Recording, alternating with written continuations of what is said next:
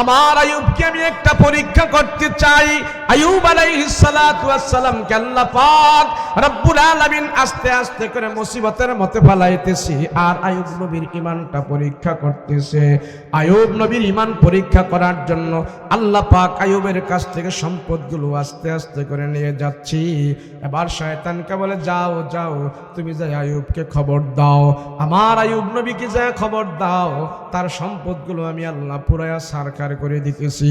আইয়ুব আলাইহিস সালাতু ওয়াস সালামের কাছে শয়তান মানুষের রূপ ধরে এসে বলে, নবী আইয়ুব, ওই যে তোমার মেষপাল বকরি পাহাড়ের পাদদেশে বিচরণ করতে দিয়ে আসছো, তোমার মেষপাল বকরিগুলো একবার আগুনে সারকার হয়ে পুড়ে সারকার হয়ে গেছে, তোমার আর কোনো সম্পত্তি নাই, সব মেষপাল বকরিগুলো সব পুড়ে একবারে সারকার হয়ে গেছে।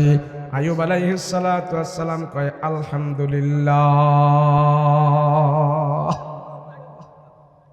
শয়তান এবার মুখটা কালো করে ফেললো, বেজার কি আইয়ুব নবী, এটা কি বলতেছো? তুমি তো ইন্না লিল্লাহ পড়ার কথা, তোমার এত দামি দামি বকরিগুলো পুরো সারখারা হয়ে গেল, সেই জায়গার ভিতরে তুমি সুখ প্রকাশ না করে বলো আলহামদুলিল্লাহ, এটা কেমন কথা? কেমন কথা? তুমি কি বুঝো নাই? মালের মহব্বত কি তোমার ভিতরে নাই? তোমার মেষপাল বকরি ছাগলগুলো পুরো সারকার হয়ে গেছে, তোমার জন্য এটা দুঃখের সংবাদ, তুমি আলহামদুলিল্লাহ বললা, কারণটা কি? আইয়ুব নবী ডাক দিয়া কয়, ভাই রে, তোরে আমি চিনি না, কিন্তু তুমি যে আমাকে সংবাদটা দিয়েছো, তুমি সংবাদ দিয়েছো আমার মেষপাল বকরি পুরো সারকার হয়ে গেছে, তোমার কথা আমি বিশ্বাস করে নিয়েছি, কোনো অসুবিধা নাই, আমার ছাগল বকরি সব পুরো যদি সারকার হয়ে যায় তাতে আমার কোনো অসুবিধা নাই, এগুলির মালিক আমি না, কিছুদিন এগুলির তদারকি আমি করব, আবার আমি দুনিয়া থেকে চলে যাওয়ার পর এগুলির মালিক আমি থাকবো না, এগুলি আমার আল্লাহ আমাকে দিয়েছে, আবার আল্লাহ আমার কাছ থেকে নিয়ে গিয়েছে, তাতে আমার কোনো অসুবিধা নাই, আলহামদুলিল্লাহ। শয়তান আবার মনটা কালো করে চলে গেছে। আল্লাহ পাক রব্বুল আলামিন ডাকতে বলে, তোমার দান সম্পদ আমি সব কিছু নিয়ে যাচ্ছি। আইয়ুব আলাইহিস সালাতু ওয়াস সালামের এত দান সম্পদ আল্লাহ পাক নিয়ে যায়।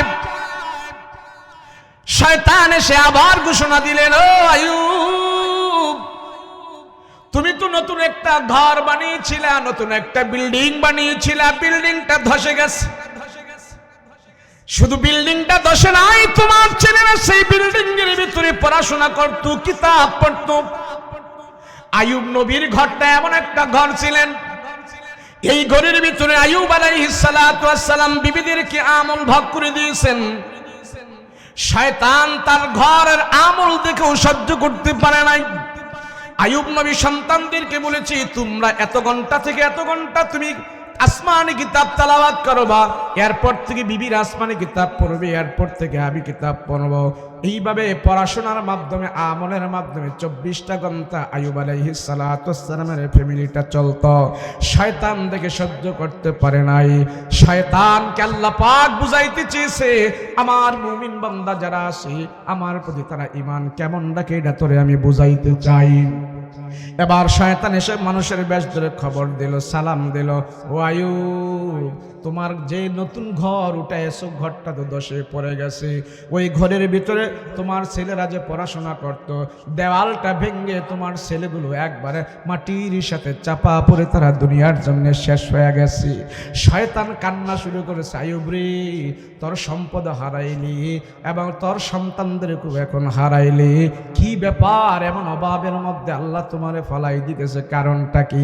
আইয়ুব আলাইহিস সালাতু ওয়াস সালাম বলে, আমার সন্তান গেছে, আমার সম্পদ গেছে, তাতে আমার কোনো অসুবিধা নাই, আমি মাওলার দরবারে শুকর আদায় করি, আলহামদুলিল্লাহ, আলহামদুলিল্লাহ। শয়তান এবার কান্না শুরু করে দিল, ব্যাপার কি? ব্যাপার কি? আইয়ুব রে, তুই ইমান থেকে সরানো যায় না, আল্লাহর কাছ থেকে সরানো যায় না, যেখানে কান্নাকাটি করার কথা, যেখানে ইন্নালিল্লাহ পড়ার কথা, সেই জায়গায় তো আইয়ুব শুধু আলহামদুলিল্লাহ বলে আল্লাহর দরবারে শুকর আদায় করে। না না, কেমনে কি করা যায়? শয়তান আবার আল্লাহর কাছে যায় বলে, ও মালিক, না না না না, আইয়ুবের সম্পত্তি সব শেষ হইল, আইয়ুবের সব সম্পত্তি তুমি নিয়ে গেছো। তার দ্বারা কিন্তু আইয়ুব এত বেশি বিচলিত হয় নাই, তোমার প্রশংসাই করতেছে। কেন জানো? আইয়ুবের দেহটা ভালো আছে, তোমার নবী আইয়ুবের দেহটা এখনো সুস্থ আছে, 4টা স্ত্রীর সাথে এখনো থাকতে পারে, তার মর্দমি আছে, শক্তি আছে। শরীর সুস্থ থাকলে মানুষের অসুবিধা হয় না। আমার বিশ্বাস তোমার আইয়ুবের বার্ধক্য যখন চলে আসবে, জুয়ানি যখন হারায়া যাবে, তোমার আইয়ুবকে যদি কঠিন রোগশোক বিমারির মধ্যে ফেলায়া দাও, তোমার আইয়ুব তোমার কাছ থেকে দূরে চলে যাবে, ঈমান হারায় ফেলবে। আল্লাহ ডাক দিয়া কয়, না শয়তান, না না না না, তুই আমার আইয়ুবকে চিনিস না। আইয়ুব আমার বন্ধু, এই আইয়ুব আমার আল্লাহকে যে কত ভালোবাসে, আমার আল্লাহকে যে কত মহব্বত করে, তুই জানিস না, তুই জানিস না। আমার আইয়ুবের রুহু থাকা পর্যন্ত, ঠোঁট নাড়ানো পর্যন্ত আমার আল্লাহকে স্মরণ করবে, আমার আল্লাহকে সে ভালোবাসবে। শয়তান বলে, না না, এটা আমার বিশ্বাস হয় না, বিশ্বাস হয় না। আল্লাহ ডাক দিয়া কয়, তাইলে দাঁড়া, আমার আইয়ুবকে আমি রোগশোক বিমারির মধ্যেও ফালাইতেছি, দাঁড়া, দেখ দেখ, আমি আল্লাহ তারে রোগশোক বিমারির মধ্যেও ফালাই দিতেছি, তুই চা দেখ। এরপরেও রোগশোক বিমারির ভেতরে থাইকা আমার আইয়ুব আমাকে কোনোদিন ভুলবে না। আল্লাহু আকবার। আস্তে আস্তে করে নবী আইয়ুব, যেই সমাজের ভিতরে আইয়ুব নবী ছিলেন একজন ধনাঢ্য মানুষ, শিল্পপতি মানুষ, যেই সমাজের ভিতরে আইয়ুব নবী ছিলেন একজন পরহেজগার মানুষ, যেই সমাজের ভিতরে আইয়ুব নবী ছিলেন একজন ভদ্র নম্র মানুষ, সব মানুষের কাছে সে দামি মানুষ, সম্মানী মানুষ, সবাই তার কথা রাখে, সম্মান করে। ওই আইয়ুব নবী এখনো সুস্থ হয়ে গেছে, এমন অসুস্থ হতে হতে হতে হতে শরীরের মধ্যে পচন ধরে গেছে, শরীরের মধ্যে পচন ধরে গেছে, বড় বড় ঠসা পড়ে গেছে, শরীরে ঘা হয়ে গেছে।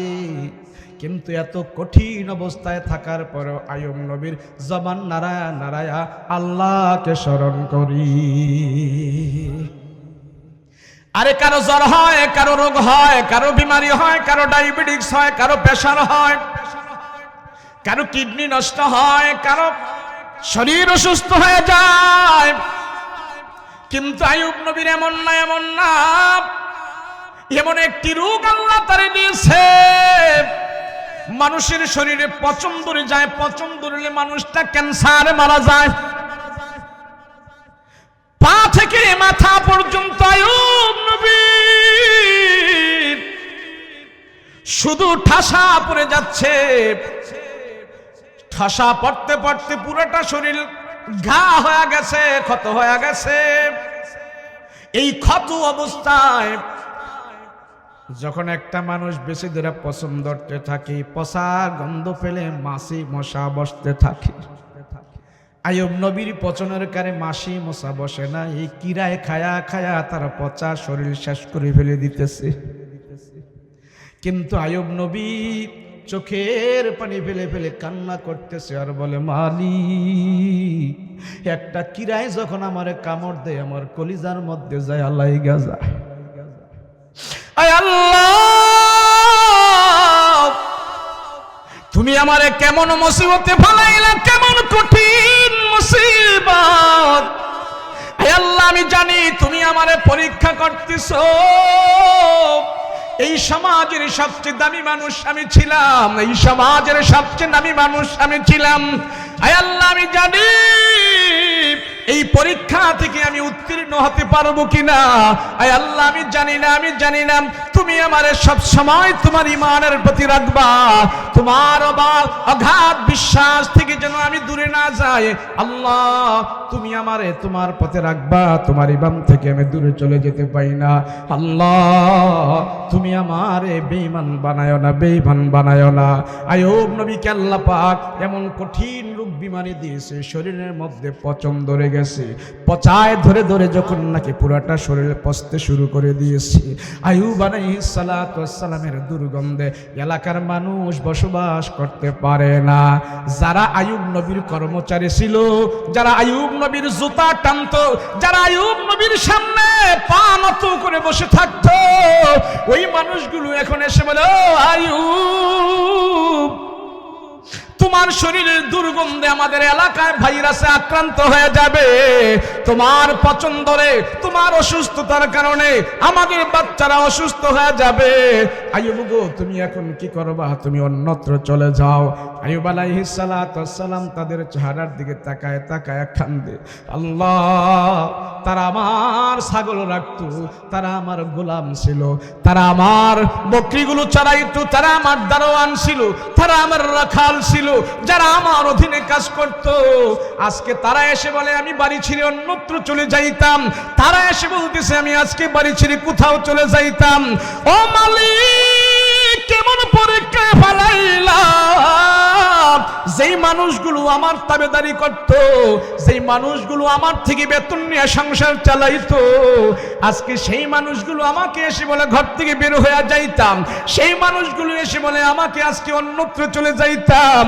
আল্লাহ তারপরেও আমি তোমার দরবারে শুকর আদায় করি, মালিক গো পরীক্ষায় তুমি ফালাইছো, তুমি আমারে উত্তীর্ণ করবা। আমি জানি রোগশোক বিমারি তুমি আমাকে দিয়েছো, আবার এই রোগশোক বিমারি থেকে আল্লাহ তুমি আমারে হেফাজত করবা। আল্লাহু আকবার। মুসলমান ভাইরা রে আমার, এইভাবে অসুস্থ হয়ে গেল।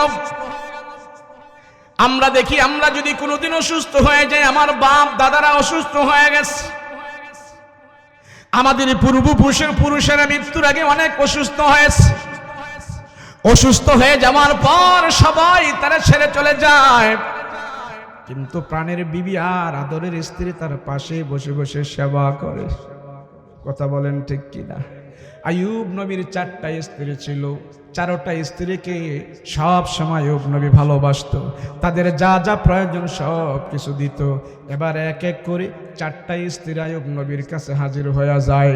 3টা স্ত্রী ডাক দিয়া কয়, ও স্বামী আমরা আর আপনার কাছে থাকতে চাই না, আমাদেরকে তালাক দেন, আমাদেরকে তালাক দেন, আমাদেরকে তালাক দেন।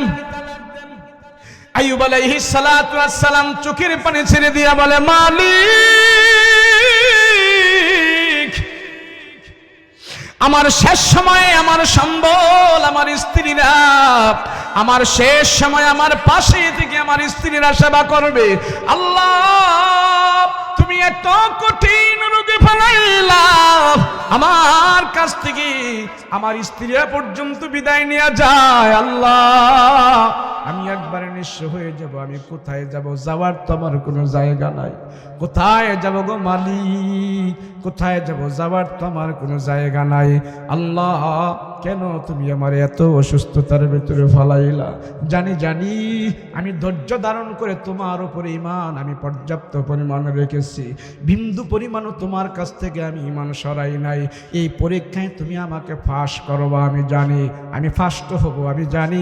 আল্লাহ যত কঠিন বিমারি রোগশোক তুমি আমাকে দিতে থাকো, আমি তোমার কাছ থেকে বিন্দু পরিমাণ ঈমান হারাইতে চাই না, আমি ঈমান হারাইতে চাই না, তোমার প্রতি বিশ্বাস আর আমি তোমার প্রতি সবুর করে আছি।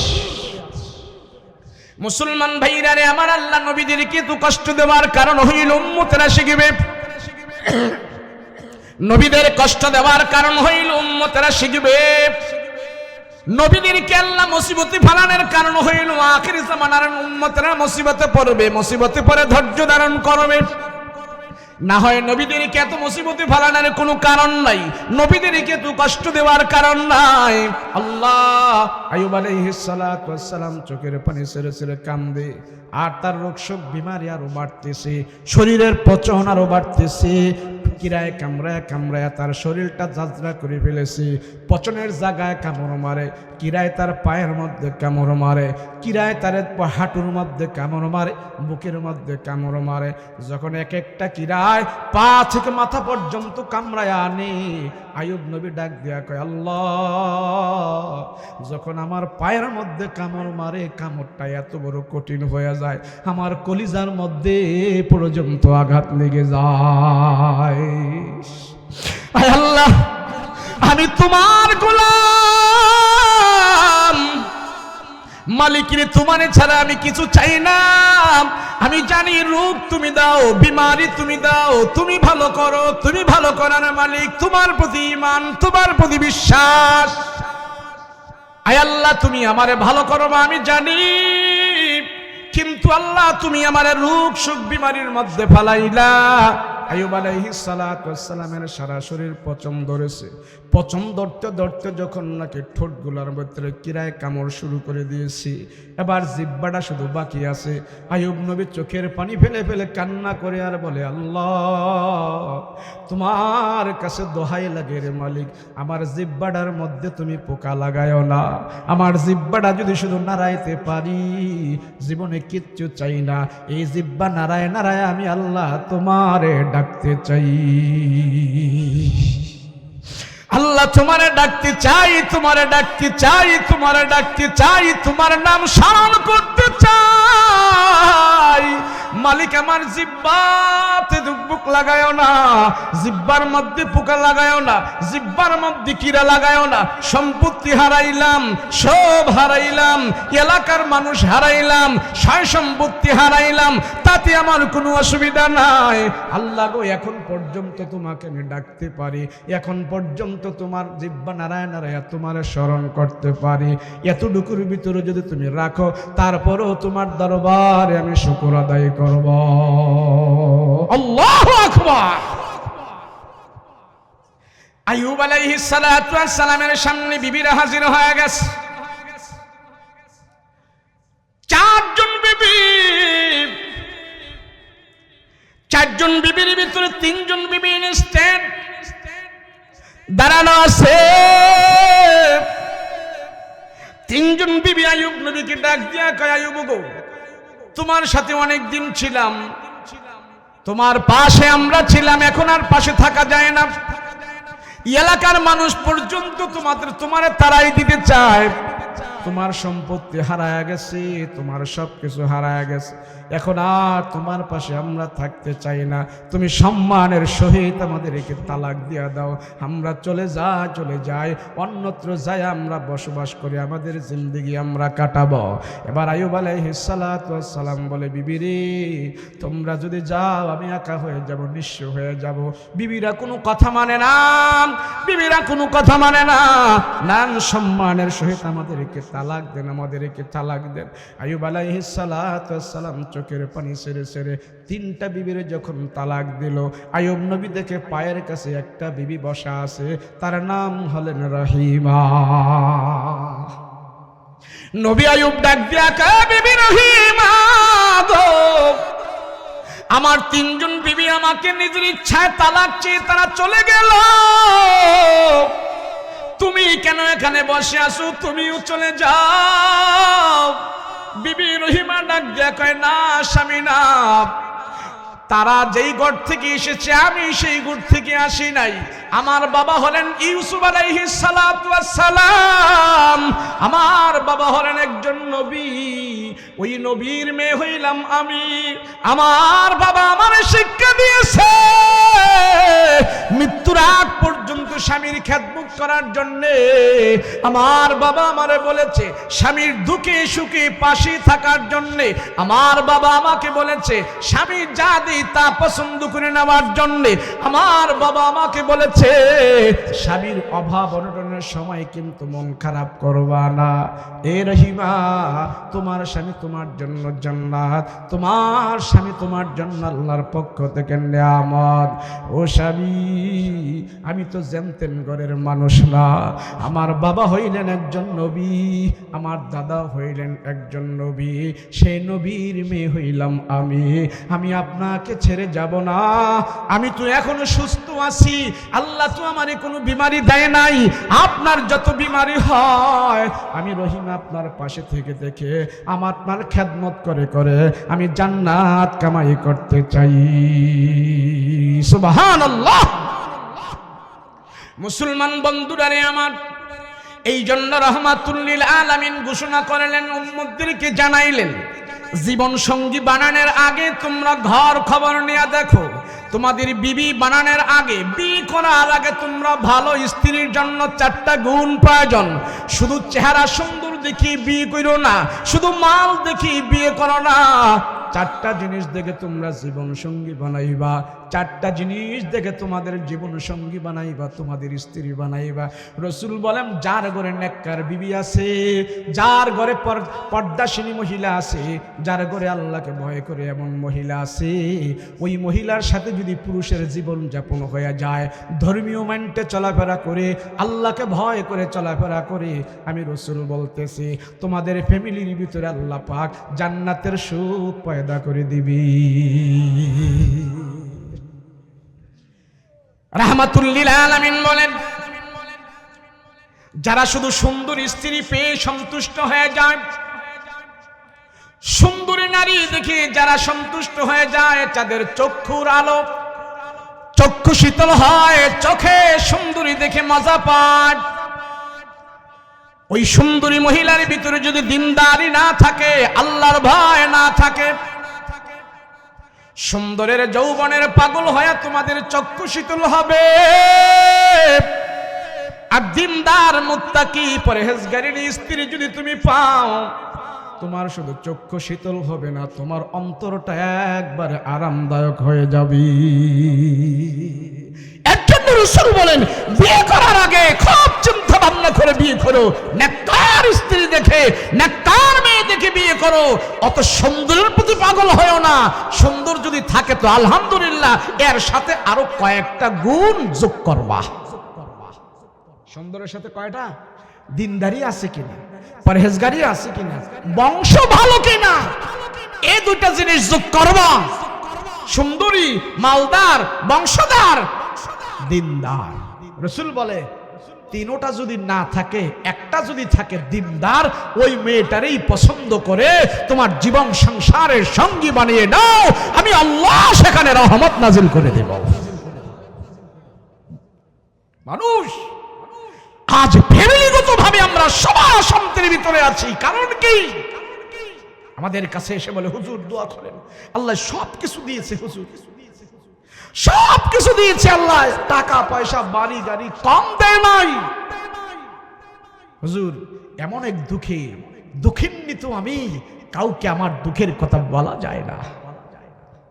হুজুর এমন এক দুঃখে আছি, সমাজের সব মানুষ জানে আমি সুখী, আসলে আমি মনের দিক দিয়ে সুখী না। আরে ভাই কি হয়েছে আপনি? হুজুর আমার একটা মেয়ে, আমার একটা বউ, একটা মেয়ে, একটা বউ, ভাই মা আর মেয়ে, তারা এক হয়েছে। আমি তাদেরকে কোনো কথাই শোনাইতে পারি না। এরা রাতের বেলা আমাকে ঘরে রেখে, আমাকে রুমে রেখে, মা আর মেয়ে তারা বের হয়ে যায়, নাইট ক্লাবে যায়, তারা আনন্দ করে। আমি যদি বেশি কিছু বলতে চাই, আমারে হুমকি দেয়, তারা নাকি জানে মেরে ফেলবে।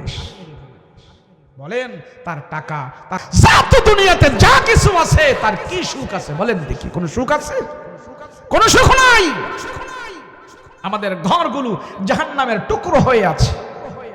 আমাদের মেয়েগুলো, আমাদের ছেলেগুলো আজ জাহান্নামের পথে যাচ্ছে। নামাজ নাই, কালেমা নাই, আল্লাহর ভয় নাই। আমি বাবা তাদেরকে শিক্ষা দিতে পারি নাই। কথা বলেন ঠিক কিনা? শুধু ছেলে মেয়ে খারাপ, তাদের নিজের দোষ নয়, আমাদেরও কিছু দোষ আছে। কথা বলেন ঠিক কিনা? তারে নামাজ শিখাইতে পারি নাই, তারে কালেমা শিখাইতে পারি। আমি বাবা দায়িত্ব অবহেলা করেছি, সেই জন্য আমার সন্তান খারাপ হয়েছে। কথা বলেন ঠিক কিনা? এবার এলাকার মানুষ সবাই বলল, রহিমা তোমার সন্তান, তোমার স্বামীকে তুমি কি করো? আমাদের সমাজে আর জায়গা নাই, সমাজে থাকার কোনো সুযোগ নাই তোমার স্বামীর গন্ধে, আইয়ুব নবীর গন্ধে, আইয়ুব নবীর স্ত্রী, তুমি কি করবা? তোমার স্বামীর পছন্দ হয়েছে, তোমার স্বামীর গা থেকে যে গন্ধ বের হয়েছে, দুর্গন্ধের কারণে এলাকার মানুষ তারা আশেপাশে থাকতে পারে না, তাদেরকে তুমি কি করবা? কি বুঝ দিবা বলো? সব মানুষ আবার খেপে উঠছে, রহিমা তোমার স্বামীকে তুমি কি করবা? তুমি এখান থেকে নিয়ে যাও, আমরা আর তোমার স্বামীকে দেখতে চাই না। তার একার কারণে এলাকার সমস্ত মানুষ যদি বিমারি ছড়ায়া যায়, ছোঁয়াছুঁয়ি রোগ ছড়ায়া যায়, সবাই অসুস্থ হয়ে যাবে, তোমার স্বামীকে আর এখানে রাখতে পারবা না। আইয়ুব আলাইহিস সালাতু ওয়াস সালাম শুধু আল্লাহকে ডাক দিয়া কয়, আল্লাহ তুমি পরীক্ষায় যদি পাস না করাও, দুনিয়াতেও আমি হেরে যাব, আখিরাতেও আমি হেরে যাব। আল্লাহ তোমার কাছ থেকে আমি ঈমান রাখতে চাই, তোমার প্রতি আমার বিশ্বাস, তোমার প্রতি আমার ঈমান। তুমি সুখে থাকলেও আমি আছি, দুঃখে থাকলেও আমি আছি, সর্ব অবস্থায় তোমার জন্য আমি রাজি। আল্লাহ তুমি আমার সব করতে পারো। এলাকার দুর্বল মানুষগুলো, সবল মানুষগুলো, দিনমজুরগুলো, শ্রমিকগুলো এসে আইয়ুব নবীর ঘরের চারপাশে দাঁড়াইল। আইয়ুব নবী শুধু ঠোঁটটা নাড়ায় নাড়ায় আল্লাহকে ডাকতে পারে, আর কোনো কথা বলতে পারে না। অসুস্থ হয়ে গেছে, জীর্ণ শীর্ণ হয়ে গেছে। এক একটা পোকায় যখন কামড় মারে, আইয়ুব নবীর কলিজায় গিয়া ব্যথা লাগে। পোকায় কামড়ায় ঠাসরা করে ফেলেছে। আল্লাহ কি কমু? আল্লাহ তুমি তো দেখতেছো, তুমি আমার সব দিয়েছো। অসুস্থ তুমি করো, সুস্থ তুমি করো। আল্লাহ গো আমার কিছু বলার নাই। আল্লাহ তুমি যা করো আলহামদুলিল্লাহ।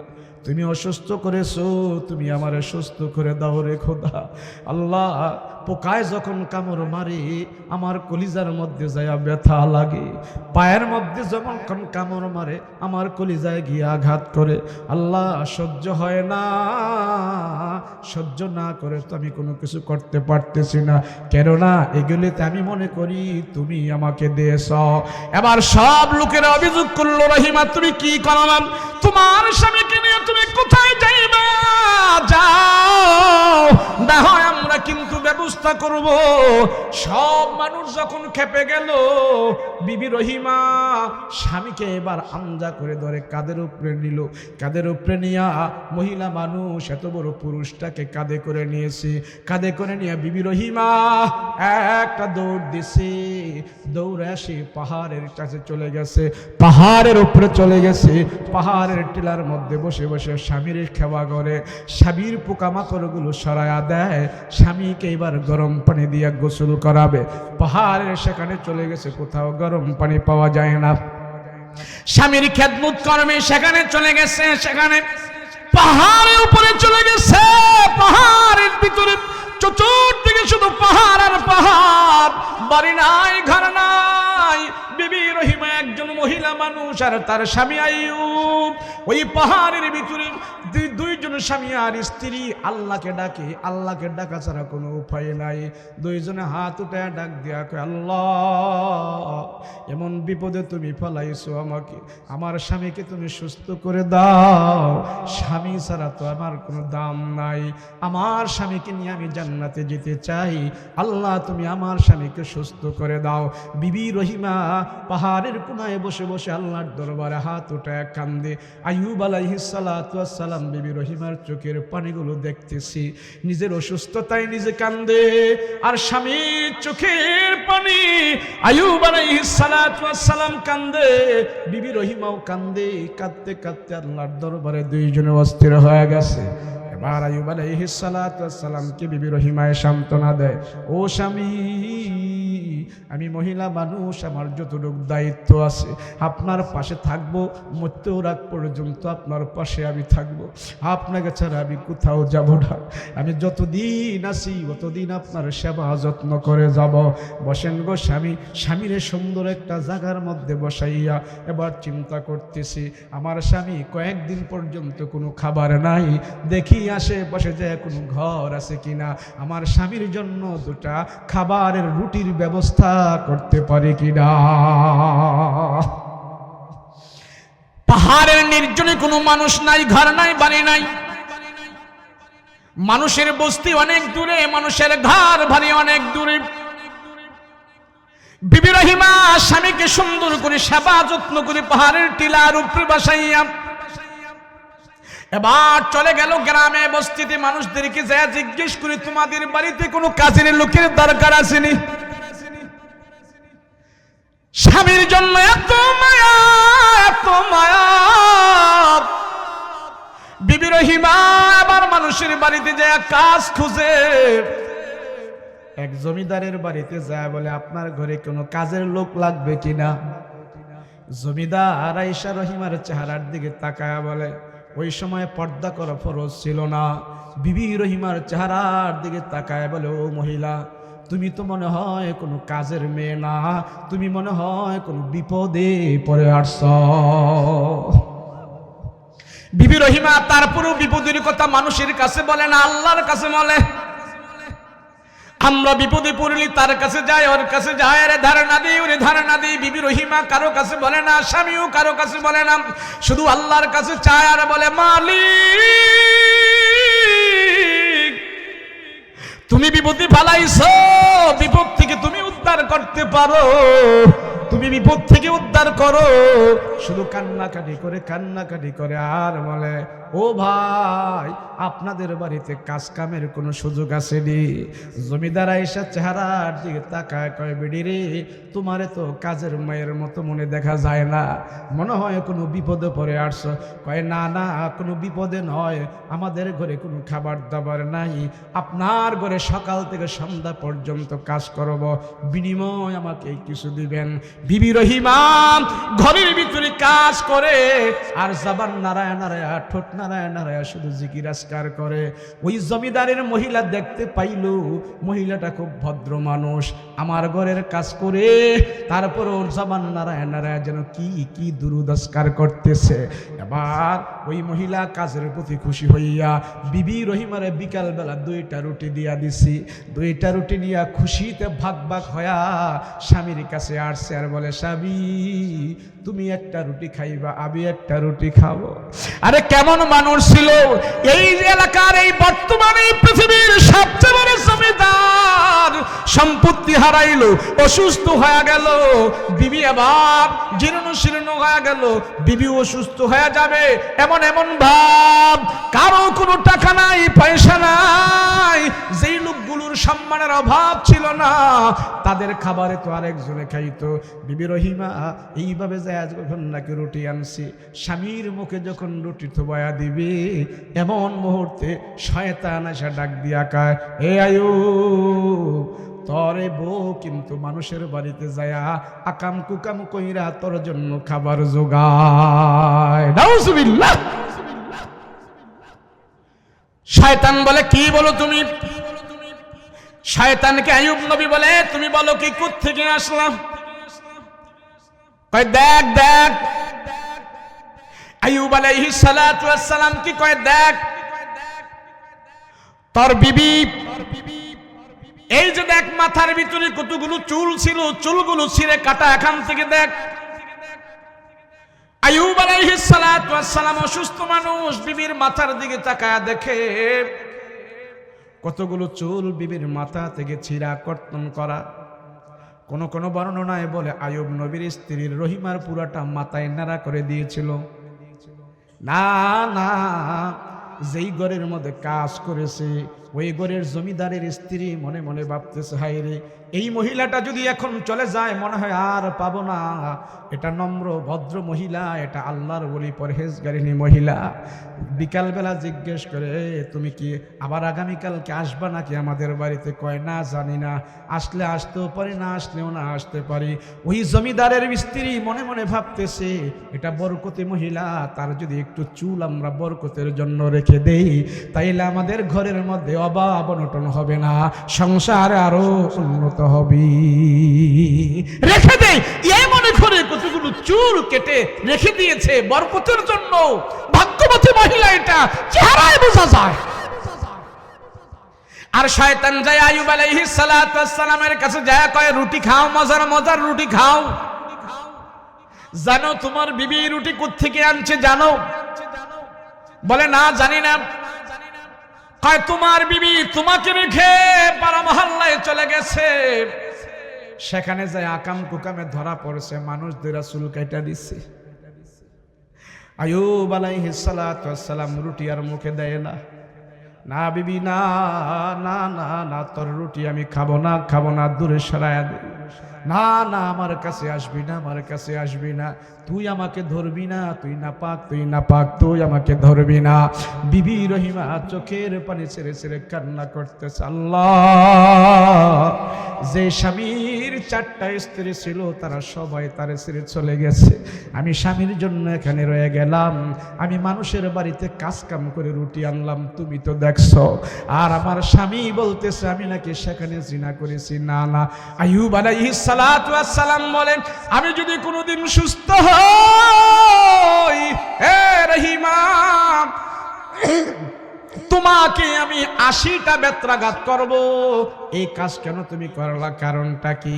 যখন বিবি রহিমাকে বলছে আইয়ুব নবী 80টা বেত্রাঘাত করবে, শয়তান দূরে দাঁড়ায় দাঁড়ায় হাসতে থাকে, কয়ে লাগাই দিছি, কঠিনের ভিতরে আরো কঠিন, বেমারের ভিতরে আরো দুঃখ, আমি শয়তান লাগাইয়া দিছি। আইয়ুব আলাইহিস সালাতু ওয়াস সালাম কয় রহিমা কাছে আসবা না, কাছে আসবা না, দূরে যাও। বিবি রহিমা আল্লাহর দরবারে ডাক দিয়া বলে মালিক, আমি আমার স্বামীর জন্য কতটুক ত্যাগ স্বীকার করলাম তুমি জানো। এই সমাজের কোনো মানুষ জানে না, আমার স্বামীও জানে না আমি কত কষ্ট করেছি আমার স্বামীর জন্য, আমি কত মেহনত করেছি, আমি কত পরিশ্রম করেছি, মানুষের বাড়িতে যা কাজ কাম করে আমার স্বামীর জন্য আমি রুটি জোগাড় করেছি। এই মুহূর্তে যদি আমার স্বামী আমারে ভুল বুঝে আমি কোথায় যাব?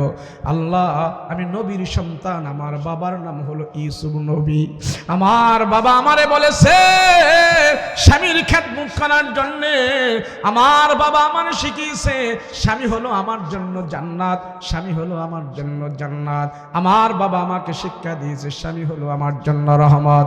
আল্লাহ, আমার স্বামী যদি আমাকে এখন ভুল বুঝে, স্বামীর কাছেও দোষারোপ হব, মানুষের কাছেও আমি দোষারোপ হব। আল্লাহ, আমি কেমনে কি করব, কেমনে কি করব? এবার আইয়ুব আলাইহিস সালাতু ওয়াস সালামকে বিবি রহিমা ডাক দেয়া কয় আপনি আর কয়দিন অসুস্থ থাকবেন? আল্লাহকে বলেন না সুস্থ করে দেওয়ার জন্য। আইয়ুব আলাইহিস সালাতু ওয়াস সালাম বলে বিবির কয়দিন অসুস্থ থাকবে এটা আমি জানি না, আমি আজ থেকে কতদিন ধরে অসুস্থ, কেউ বলে 16 বছর, কেউ বলে 18 বছর আইয়ুব নবী অসুস্থ ছিলেন। আইয়ুব আলাইহিস সালাতু ওয়াস সালাম বিবিকে বলে এ বিবি, আমি 18 বছর ধরে অসুস্থ, কিন্তু আমারে আল্লাহ 80 বছর হায়াত দান করেছেন। 80 বছর থেকে যদি 18 বছর বাদ দেই, যেই কয় বছর বাকি থাকে ওই কয় বছর তো আল্লাহ পাক আমাকে সুখে রাখছি, আল্লাহ তো আমার নিয়ামতের মধ্যে ডুবাইয়া রাখছে। মাত্র 18 বছর না আল্লাহ পাক আমাকে এইভাবে অসুস্থ করেছে, আরো 80 বছর যদি আল্লাহ পাক আমাকে অসুস্থ রাখে, তারপরও আল্লাহর দরবারে আমি শুকর আদায় করতে থাকব। আল্লাহু আকবার।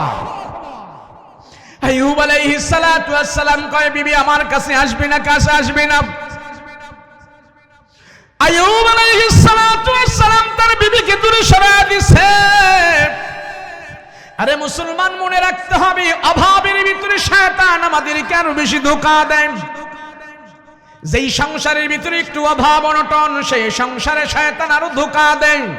এই কয়দিন আর গরিব থাকবি, কয়দিন আর অভাবে থাকবি, কিস্তি থেকে টাকা উঠা, লোন উঠা, আশা ব্রাক কালিশা এগুলো থেকে টাকা উঠায়া তোরা ছাগল পাল, বকরি পাল, আরো একটু তোরা একটু সুখের হ। এইভাবে আমাদেরকে হারামের দিকে নিয়ে যায়। না না না, গরিব থাকা অবস্থায় যারা ইমানের প্রতি মজবুত থাকবে, গরিব হওয়ার পরে যারা আমলের প্রতি মজবুত থাকবে, আল্লাহ কয় তুই 60-70 বছর গরিব থাকবি, মৃত্যুর পরে আমি আল্লাহ তোর ইমানের কারণে ধনীর 500 বছর আগে জান্নাতের মালিক বানায়া দেব। 500 বছর আগে চলে যাবে। আইয়ুব আলাইহিস সালাতু ওয়াস সালামের এখন অসুস্থ, মাল হারাইছে, সম্পদ হারাইছে, ক্ষমতা হারাইলো, সব হারায় আইয়ুব নবী অসুস্থ। বিবিরা সবাই চলে গেছে। এবার আইয়ুব নবীর শুধু একটা স্ত্রী আছে। সেই স্ত্রীটাকে আইয়ুব নবীর কাছ থেকে শয়তান দূরে সরায় দেওয়ার জন্য চেষ্টা করতেছে, কিন্তু বিবি রহিমাই কয় না না না না, ও পয়গম্বর, ও স্বামী আমার, ও নবী আইয়ুব, আমাকে আপনি ভুল বুঝবেন না, আমি কোনোদিন খারাপ করতে পারি না।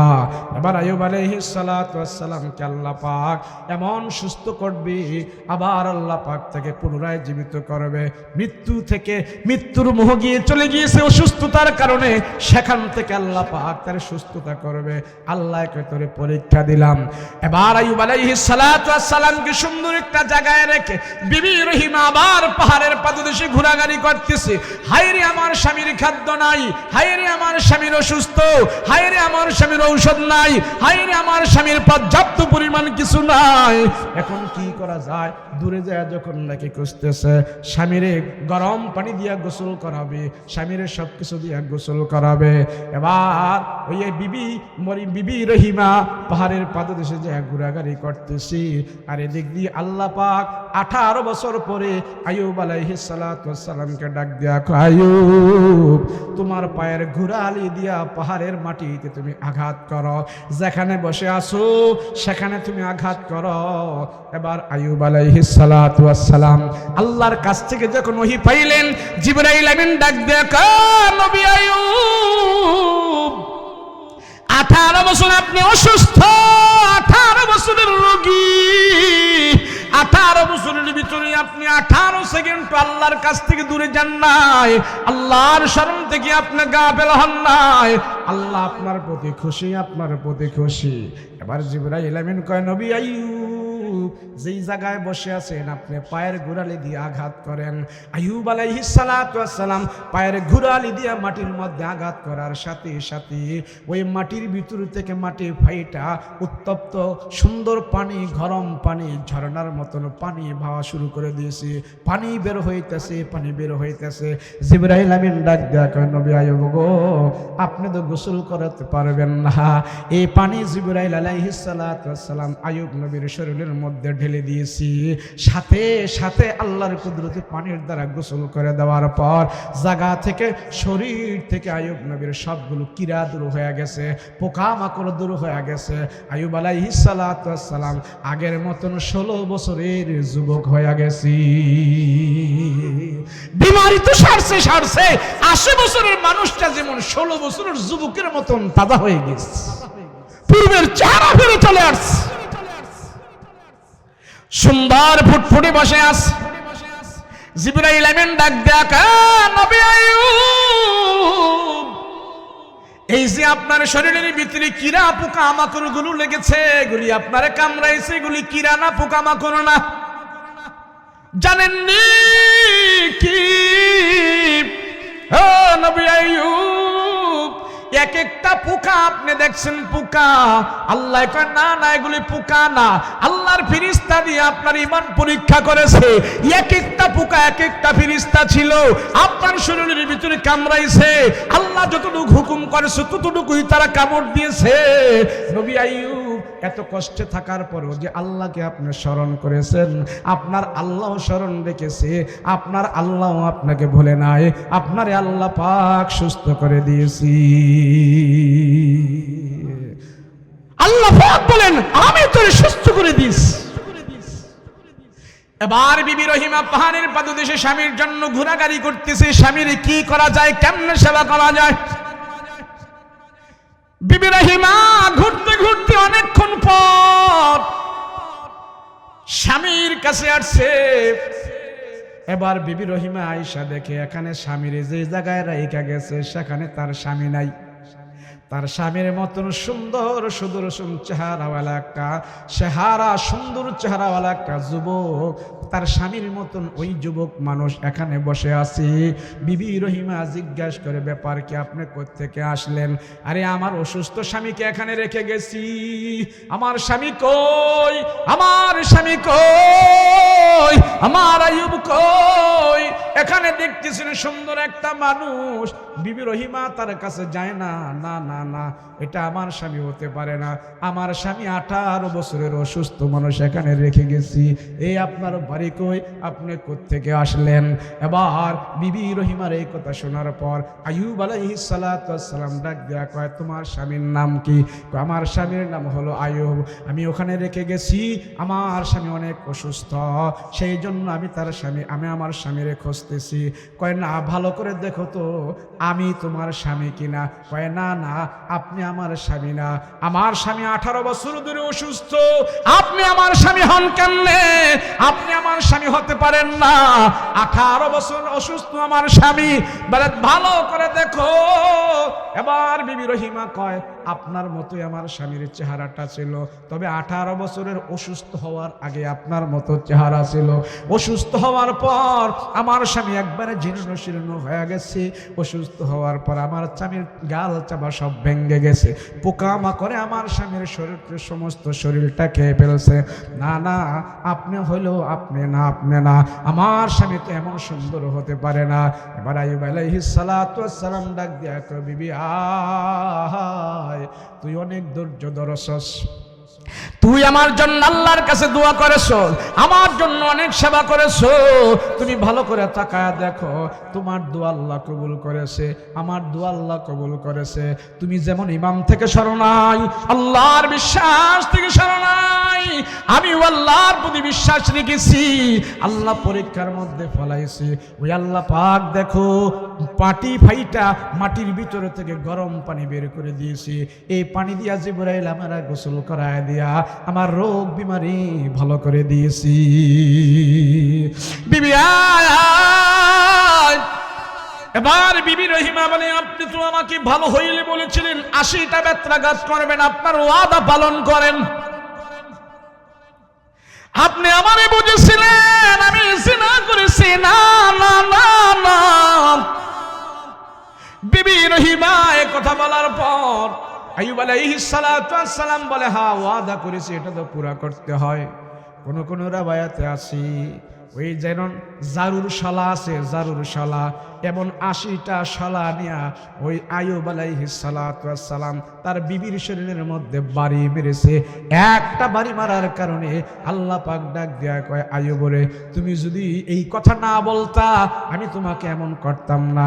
80টা চিকুন চিকুন শালা নিয়া আইয়ুব আলাইহিস সালাতু ওয়াস সালাম বিবির গায়ে যখন বাড়ি দিয়েছে, আল্লাহ কয়, আইয়ুব তোমার ওয়াদা পুরা হয়ে গেছে, বিচার আমি করে দিয়েছি, তোমার রহিমা কোনোদিন খারাপ করে নাই। আমি আল্লাহ দেখেছি শয়তান তোমাদের ভিতরে গন্ডগোল লাগানোর জন্য অনেক চেষ্টা করেছে, আমি আল্লাহ তোমার বিবি রহিমাকে সর্বদিক থেকে হেফাজত করে দিয়েছি।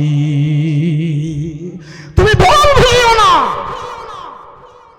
মুসলমান ভাইরা রে আমার, আজকে যত মানুষ আমরা দুনিয়াতে বসবাস করি, যা করি, ব্যবসা করি, বাণিজ্য করি, চাকরি করি, রাতের বেলা এসে বিবি নিয়ে ঘুমাই। সেই জন্য রাহমাতুল লিল আলামিন নবী আমার ডাক দিয়া কয়, যাদের ঘরগুলো আমার রসুলের আদর্শ দিয়া, স্বামী আর স্ত্রীর ভিতরে আমার রসুলের মহব্বত আছে, আমার রসুলের ভালোবাসা আছে, ওই ঘরের ভিতরে আল্লাহ পাক রহমত নাজিল করে দেয়। আজকে আমার আপনার ঘরের ভিতরে রাসূলের সুন্নত নাই, আমার আপনার ভিতরে পয়গম্বরের সুন্নত নাই, আমার আপনার ফ্যামিলির সদস্যগুলো ভালো না, আমার আপনার সন্তানগুলো ভালো হইতেছে না। আমরা অনেকে বলি হুজুর আমার পোলায় ভালো না, আমার মায়ায় ভালো না, তাদেরকে একটা তাবিজ দেন, একটু পানি পড়া দেন। আমি বলি বাবা যত পানি পড়া খাওয়াও ভালো হবে না, ভালো হবে না। মা বাবার প্রতি সন্তানের কতগুলো দায়িত্ব আছে, ওই দায়িত্ব যদি মা বাবা পালন করে আল্লাহ পাক সন্তানদেরকে কুদরতি রহমতি সন্তান বানায়া দেয়, বানায়া দেয়। আরে ভাই আমি স্বামী, আমি স্ত্রী, আমি আর আপনি যদি আল্লাহ ওয়ালা হয়ে যায়, নামাজি ওয়ালা হয়ে যায়, অবশ্যই আমার সন্তান যদি আল্লাহর ওলিও না হইতে পারে তো আমার সন্তান কোনোদিন সুরবাটপার হবে না। আপনি দেখবেন আপনার ঘরে আপনার বিবি, আপনার বউ নামাজ পড়তেছে, আপনার ছোট্ট দুইটা বাচ্চা আছে, একটা ছেলে একটা মেয়ে। আপনার বিবি যখন নাকি এইভাবে নামাজে দাঁড়াইছে, নামাজের কাপড় টাপড় লাগায় দাঁড়াইছে, দেখবেন আপনার ছোট্ট সন্তানটাও আপনার বিবির পাশে সেও নামাজে দাঁড়াই গেছে। আছে না? না দেখছেন নি? তো সে তো আউযুবিল্লাহ বিসমিল্লাহ কুল হল কিচ্ছু জানে না। মায় নামাজে দাঁড়িয়েছে সেই জন্য নাবালেক সন্তানটাও নামাজে দাঁড়ায় গেছে। মায় নামাজে দাঁড়িয়েছে, নাবালেক ছেলেও নামাজে দাঁড়িয়েছে, নামাজ পড়তেছে, নামাজ পড়তেছে।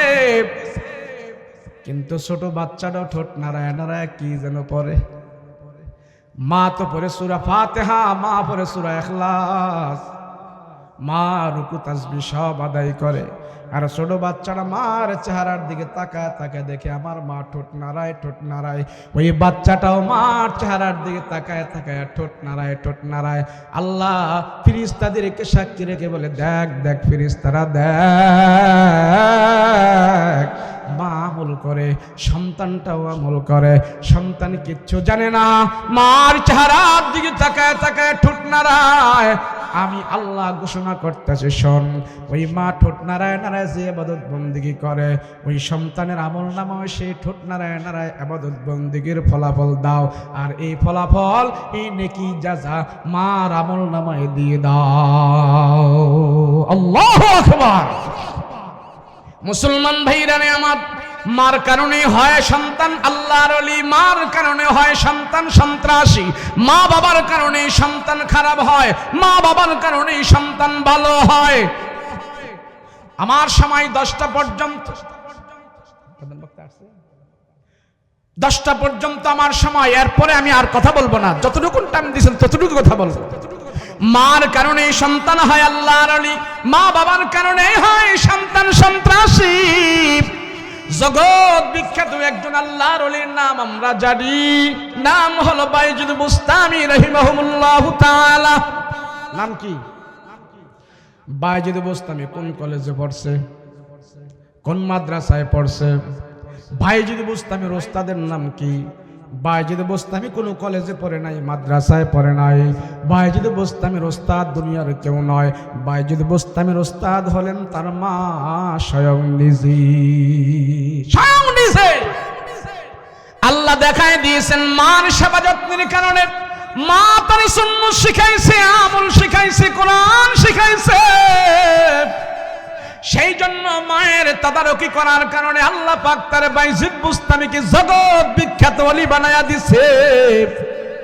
আল্লাহ পাক ডাক দেয়া কয় মার কারণে একজন ওলি, আর মার কারণে হয় সন্ত্রাসী।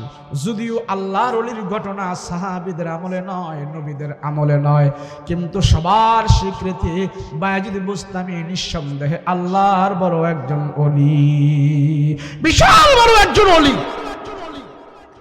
ঘটনা সংক্ষিপ্ত করে বললাম, বাইজিদ বুস্তামি রাহমাতুল্লাহি আলাইহি খানা কাবায় গেলেন হজ করার জন্য। আল্লাহুম্মা লাব্বাইক লাব্বাইক লা শারীকা লাক লাব্বাইক আল্লাহুম্মা লাব্বাইক। বাইজিদ বুস্তামি খানা কাবা তওয়াফ করে আর বলে আল্লাহ, খানায় কাবা তওয়াফ করে এবার আল্লাহর দরবারে হাত উঠে বলে আল্লাহ, কয়জন হাজির হজ কবুল করছো আমার একটু জানাই দিও, জানাই দিও। আল্লাহ আমার জানবার মন চায় কয়জন হাজির হজ কবুল হইছে। যদি সবারটা জানতে পারে বাইজিদ বোস্তামি বুঝতে পারবে আমারটা কবুল হয়েছে কি হয়েছে না। সরাসরি তো আল্লাহর এই কথা বলতে পারে না, আল্লাহ আমার হজ হয়েছে না হয়েছে জানায়া দাও। আল্লাহর ওলি ডাক দিয়া কয়, আল্লাহ গো কয়জন হাজির হজ কবুল করছো আমার একটু জানায়া দিও। আল্লাহ এই বছর যারা হজ করতে আসছে কাদের কাদের হজ আল্লাহ কবুল করেছেন আমাকে একটু জানায় দিন। এই দোয়া করতে করতে বাইজিদ বুস্তামি হাতিমে কাবার উপরে ঘুমায়া গেছে। ঘুমের করে আল্লাহ পাক রাতের বেলা স্বপ্নে দেখাইতেছেন। আল্লাহ পাক বাইজিদ বুস্তামিকে জানায় দিয়েছেন, হে বাইজিদ যারা যারা হজ করতে আসছে আমি আল্লাহ সবার হজ কবুল করেছি, একজন হাজির হজ আমি আল্লাহ কবুল করি নাই, একজনেরটা করি নাই, বাকি সবার হজ আমি কবুল করেছি। আল্লাহ পাক রব্বুল আলামিন ঘুমের ঘরে স্বপ্নে দেখাইতেছেন, এ বাইজিদ তুমি জানবার চাইছো কার কার হজ আমি আল্লাহ কবুল করেছি। আমি জানাই দিলাম তোমার সবার হজ কবুল করেছি, তবে একজন হাজির হজ আমি আল্লাহ কবুল করি নাই। এ বাইজিদ তুমি তারে খানায় কাবায় পাইবা না, ওই সাফা মারওয়া পাহাড়ে যায় দেখো তার হজ আমি আল্লাহ কবুল করি নাই। ওখানে যায় দেখবা একটা হাজি চিল্লাপালা করতেছে, হাউ মাউ করে কান্নাকাটি করতেছে। তুমি যা দেখবা সে কান্নাকাটি করতেছে, আমি আল্লাহ তার হজ কবুল করি নাই। বাইজিদ বুস্তামি রহমাতুল্লাহ আলাইহি ঘুম থেকে জাগ্রত হইয়া, হায় রে মালিক কি দেখলাম কি দেখলাম, কার হজ তুমি কবুল করো নাই। খানায় কাবা থেকে বাইজিদ বুস্তামি রহমাতুল্লাহ আলাইহি একটা দৌড় দিছে, সাফা মারওয়া পাহাড়ে যা ঘোরাঘুরি করতেছে, খোঁজাখুঁজি করতেছে। খুঁজতে খুঁজতে পুরা সাফা মারওয়া পাহাড় খুঁজে ফেলছে। না না কোথাও তো কোনো মানুষ দেখা যায় না, কোথাও তো কোনো হাজি দেখা যায় না। শেষ পর্যায়ে যায় সাফা মারওয়া পাহাড়ের চূড়ার ভিতরে যায় দেখে একটা হাজি সেখানে কান্নাকাটি করতেছে, মাথার চুলগুলো ছিঁড়ে ফেলতেছে, বুকে হাত মারতেছে, হাউ মাউ করে সেখানে কান্নাকাটি করতেছে। বাইজিদ বুস্তামি রহমাতুল্লাহ আলাইহি এবার দেখতেছি হাজি সেখানে কান্নাকাটি করতেছে। পিছনে যায় তার মাথার মধ্যে হাত রাখলো, ও ভাই এখানে কেন কান্নাকাটি করো, কারণটা কি? তুমি তো এখানে কান্নাকাটি করবা আমি জানি না, মানুষ তো খানায় কাবায় কান্নাকাটি করে, তুমি এখানে কেন কান্না করো, কারণটা কি? বাইজিদ বুস্তামি রহমাতুল্লাহ আলাইহি তার মাথায় হাত রাখার পর এবার ঘাড় ঘুরে পিছনে তাকায় দেখে জামানার সবচেয়ে বড় ওলি তার পিছনে দাঁড়ায় রইল। বাইজিদ বুস্তামি রহমাতুল্লাহ আলাইহি জিজ্ঞেস করে, ভাই তুমি কেন এখানে কান্নাকাটি করো, কারণ কি? এবার তাকায় দেখে তার একটা হাত নাই, তার একটা পা নাই,